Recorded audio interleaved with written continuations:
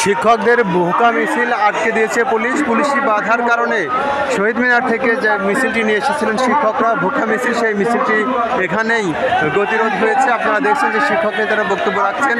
তারা বেতন ভাতা বৃদ্ধির দাবিতে, বাড়ি ভাড়া বৃদ্ধির দাবিতে যে আন্দোলন করছিল, দীর্ঘদিন ধরে আন্দোলন করে আসছেন, সেই আন্দোলনের আজকের কর্মসূচি ছিল যে তারা ভোকা মিছিল করবেন। সেই মিছিলের অংশ হিসেবে তারা এখানে এসেছেন মিছিল নিয়ে। শহীদ মিনার থেকে এসেছেন শিক্ষা ভবনের দিকে এবং শিক্ষা ভবনের ঠিক সামনের জায়গাটিতে পুলিশি বাধার সম্মুখীন হয়েছেন। আপনারা দেখছেন যে পুলিশি যান এবং জল কামান এখানে প্রস্তুত রাখা হয়েছে। শিক্ষক নেতারা বক্তব্য রাখছেন। প্রশিক্ষণের জন্য এই টাকাটা যদি প্রশিক্ষণের নামে প্রস্তুত না করে নোটে না খেয়ে শিক্ষককে দিয়ে দেন, তাদের 20% বাড়ি ভাড়া হয় না, ঠিক কিনা? শিক্ষকদের এই ভোকা মিছিল এখানে গতিরোধ হয়েছে এবং তারা এখানে দাঁড়িয়েই বক্তব্য রাখছেন। আজ তাদের বেতন ভাতা বৃদ্ধি, তাদের বাড়ি ভাড়া বৃদ্ধির যে দাবি, সেটি সরকার আংশিক মেনে নিয়েছেন, অর্থাৎ 5% বৃদ্ধি করে 5% তাদের বাড়ি ভাড়া দেওয়া হবে মূল বেতনের, সেটি জানিয়ে বিজ্ঞপ্তি অর্থাৎ প্রজ্ঞাপন জারি করেছে। কিন্তু সেটিকে প্রত্যাখ্যান করেছেন শিক্ষকরা।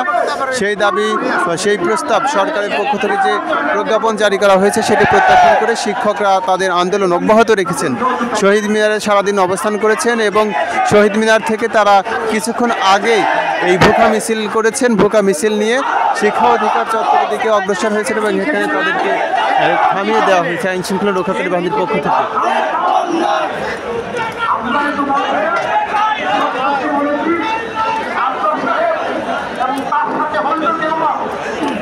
এখানে পুলিশের পাশাপাশি বিজিবি মোতায়েন করা হয়েছে, পুলিশের সাহায্য যান প্রস্তুত রাখা হয়েছে এবং জল কামানের গাড়ি প্রস্তুত রাখা হয়েছে। আপনারা দেখছেন যে শিক্ষক নেতারা রয়েছেন, ঠিক তাদের পরেই পুলিশের যে বহর, পুলিশের যে প্রতিবন্ধক সেগুলো রয়েছে এবং পুলিশ এখানে অসংখ্য আইন শৃঙ্খলা রক্ষাকারী বাহিনী, বিপুল পরিমাণ আইন শৃঙ্খলা রক্ষাকারী বাহিনী মোতায়েন করা হয়েছে। পুলিশের সাথে সাথে রয়েছে বিজিবির সদস্যরা।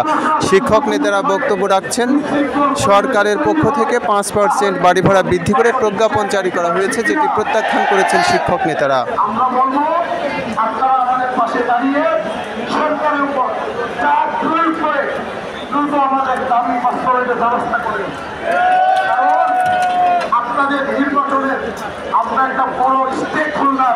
নির্বাচনের সময় এই শিক্ষকেরা দায়িত্ব পালন করবেন, সেই বিষয়টি তারা রাজনীতিবিদদের স্মরণ করিয়ে দিচ্ছেন। তারা নির্বাচনের বড় স্টেক হোল্ডার। তারা যদি নির্বাচন বর্জন করেন তাহলে এই নির্বাচন সুষ্ঠুভাবে সম্পন্ন করা সম্ভব হবে না, সেই বিষয়টি তারা বলছেন। শিক্ষক নেতারা তাদের বক্তব্যে সেই কথাই তুলে নিয়ে আসছেন। আপনারা শুনছেন, তারা দাবি করছেন সরকারের কাছে, বিভিন্ন রাজনৈতিক দলের কাছে, যে তারা সরকারের সাথে বসে যেন শিক্ষকদের এই দাবি মেনে নেন। খবরের কাগজ, নিখাদ, নির্ভীক, নিরপেক্ষ।